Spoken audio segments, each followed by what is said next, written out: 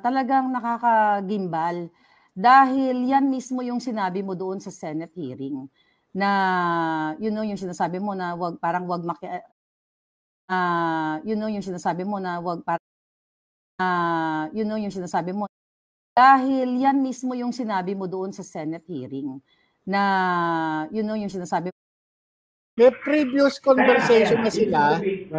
May previous conversation na sila na yung kasi kaya nga sinasabi na wag kang magbabanggit ng pangalan, kaya nga sabi nga nitong si Kuyang, marunong naman siyang humawak ng information. Kaya sabi niya, alam mo naman si Lam, alam mo naman. Ibig sabihin, alam mo naman si Lam, ibig sabihin hindi basta-basta, no?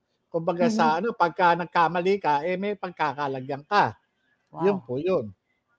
So, okay. So, tuloy na po natin. Opo.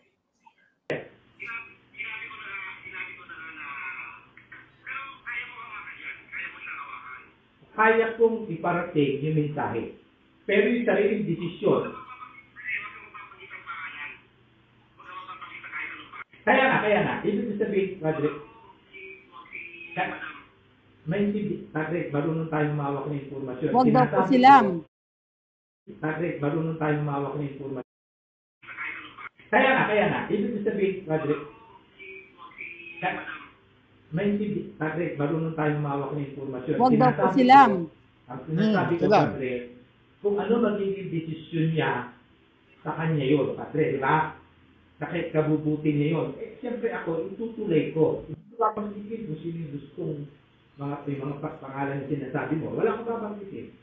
Ang sinasabi ko, yung solusyon, remedyo, or what, siya magdidesisyon sa sarili niya. Padre, di ba?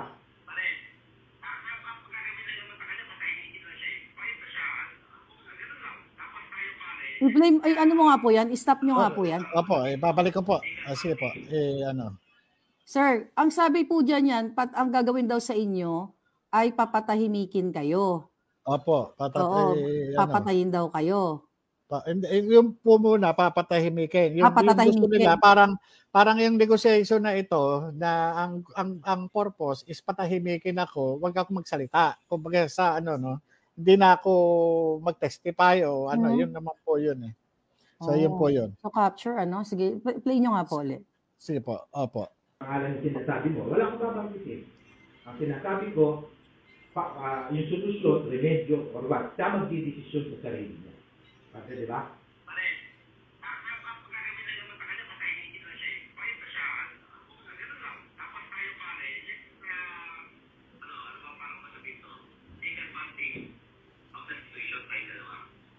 Hindi. Matulungan natin, Padre. Kasi siyempre yung mama. Ayun. Papatayin. Stop nyo nga po. Opo. Okay. So, ayan. Sabi niya, naririnig nyo po yan. Nasa side kayo, tahimik lang kayo, di ba? Pare, sabi, papatayin yan. Oh my God. Ano po yung nakakangilabot, Ano po yung naramdaman nyo dyan, sir? Na narinig ninyo dun sa kabilang line na pare, papatayin yan. Alam nyo, ito yung resulta lang ng pagtupad. Actually, nakakaiyak po. Naiiyak, emotional po ako. At ito ay napakatagal na no? Matapos akong matanggal at ito pa yung sukli doon sa aking mga ginawa noong araw. Na ito yung sinasabi ng mga dati kong kasamahan na hindi totoo raw na ganito. Pero ito yung pinuntahan ako para i-negotiate, para tumahimik na lang dahil nga ito may papatayin nga ako pagka hindi ako Kaya nakita ko yung pattern eh. Pinatatahimik ako dito sa negotiation na ito at yung nandiyan naman na nag-aantay ng kasagutan ng response ko na i-deliver nitong si Kuyang, yung naka-green doon sa kausap niya sa At yung hindi nagmaterialize, kaya nga ang naging plan B sa aking paniniwala ay yung ginawa sa akin sa Senado na inatake yung aking pagkatao. Talagang tinatag nila ako doon sa para durugin yung aking pagkatao para hindi na ako makapagsalita. para mawala ako sa focus, para kumbaga sa ano, no, ma-disorient, ma-disorganize yung ang aking thought pattern. Pero nagpapasalamat ako, no, sa Diyos kasi naging consistent and congruent ako doon sa issue na subject ng Senate investigation. Ito yung sa dokumento at doon sa nilalaman ng dokumento. So, kung wala na po kayong tanong, itutuloy ko po para... Sir, sandali lang po. Opo. Hindi po kayo natakot nung narinig niyo sa other line, yung naka-video call nitong naka-green, na yun, pare, papatayin yan. Alam niyo, normal po, no, bilang tao, no, napaka-ipokrito ko naman po kung di ako nakakaramdam ng anumang pangamba.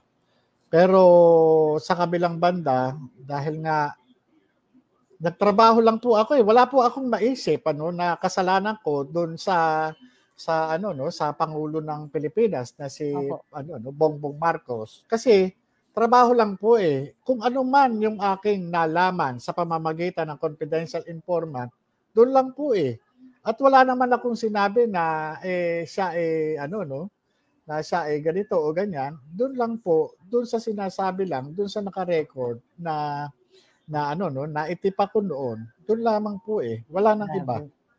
Hindi naman po ako lumalabas doon So, grabe. So, dito mo talaga makikita yung pagiging mafia, sabi ng mga naka-comment. Pwede niyo po ituloy, sir?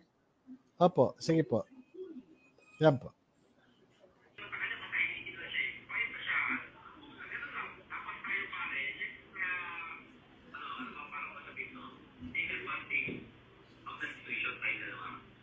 Hindi. Matulungan natin, Padre. Kasi siyempre yung mama,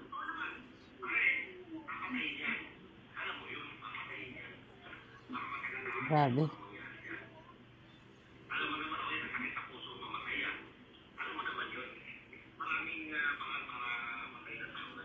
Sir, pwede niyo po itigil? Opo. Yan. Okay. Yan. Sir, grabe yung sinabi na alam mo pare, papatayin yan. Pwedeng may sakit sa puso. You know? At pwede nga raw parang mamatay ako sa sakit ng puso o kaya mabangga o ano man. Dahil marami na raw pinapatay ngayon na hindi na binabaril. Kumbaga, yun nga, ang sabi. My God. Sige sir, i-play nyo na po.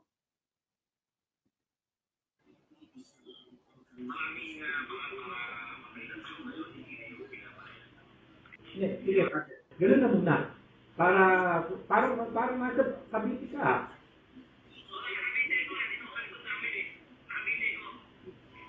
Pati, ano lang, ipintas ha?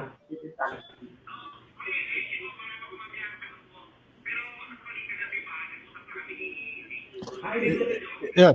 Sandali lang po. Ito ko muna, no? So, yung una, parang tulungan natin, niya, di ba? Pero, eto, lumalabas na, kagabi pa, kinausap na siya ni James Kumar. Oo nga, no? Yeah, ngayon ko lang na-realize yun Di ba, kagabi? Tama po, buti. Ano ba to? Tapos yun sa kanya rin nadudulas din Nadudulas na kagabi, kausap na siya ni James Kumar. Sige po, ano po natin? Yes, sir. Pakipatuloy. Sige po. Pati, ano lang, ipintas ha?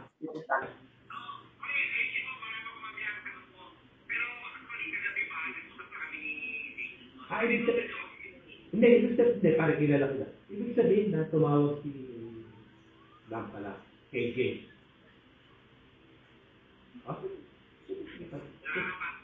Wow, grabe, sir. Yan, narinig na. Pwede niyo po ibalikan yung udulo? Sige po. Eto po. Kilala ko na. Ibig sabihin na tumawag si Bang pala, KJ.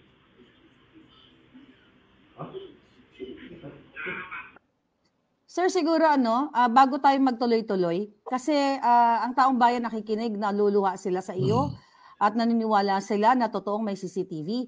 Pwede po pang balikan natin, wag natin i-interrupt para yung gustong magkuha ng video na i-echo nila ay mapanood. Padire-diretso po natin ang play. Opo. Sige po.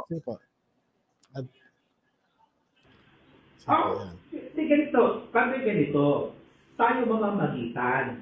Okay? Kasi nga yung mama, ulit. Ha? Hindi, ganito, pakinggan mo muna, kuya. Ganito, kuya. Nung pumutok yan, nagkausap kami. Sabi ko, kuya, matalimugot yan. Nag-aaway ang Duterte at Marcos. Okay? Huwag kang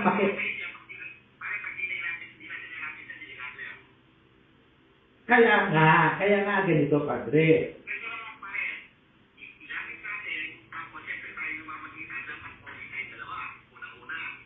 Hindi.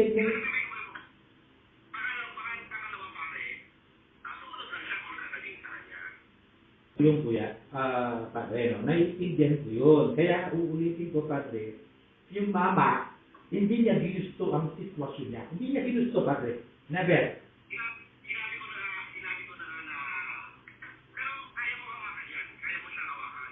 Kaya kong iparating yung mensahe. Pero yung sariling desisyon. Kaya nga. Ibig sabihin, padre, padre, marunong tayong mawak ng informasyon. Ang sinasabi ko, padre, kung ano magiging desisyon niya, sa kanya yun, padre, di ba? Kahit kabubuti niya yun. Siyempre ako, itutuloy ko. Hindi ko papanggitin kung sino yung gustong may mga pangalan na sinasabi mo. Wala akong papanggitin. Ang sinasabi ko, yung solusyon, remedyo, or what, siya magdidesisyon sa sarili niya.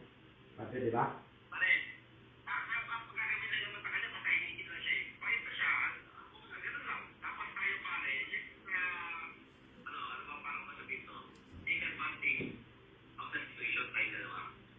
Hindi. Matulungan natin, padre. Kasi siyempre yung mama.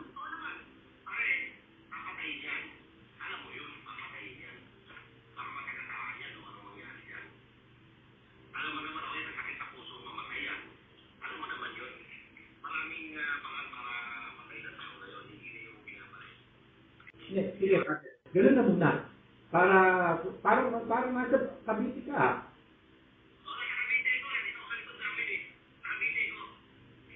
Padre, ano nga, keep in touch, ha? Keep in touch.